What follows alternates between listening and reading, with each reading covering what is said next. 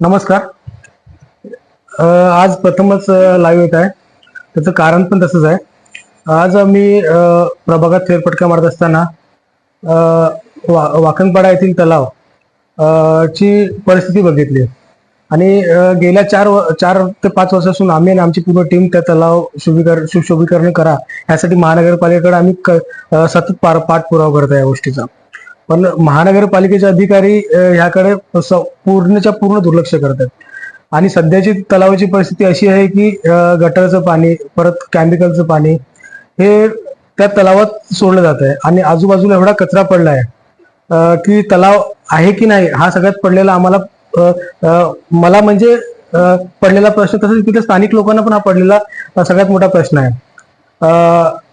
आता आम्हाला असं वाटतं की हे तलाव नेमकं महानगरपालिकेला सौंदर्यीकरण करायचं आहे की नाही. आजची तलावाची परिस्थिती पाहता वसईविरार महानगरपालिका क्षेत्रातील आरक्षित भूखंड जसे लाटले गेले तसाच काही कट या तलावासंदर्भातला नाही आहे.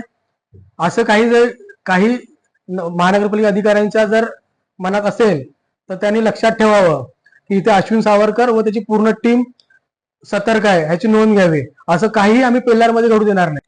आज हात जोडून बोलतोय, उद्या हात सोडण्याची वेळ येऊ देऊ नका. धन्यवाद.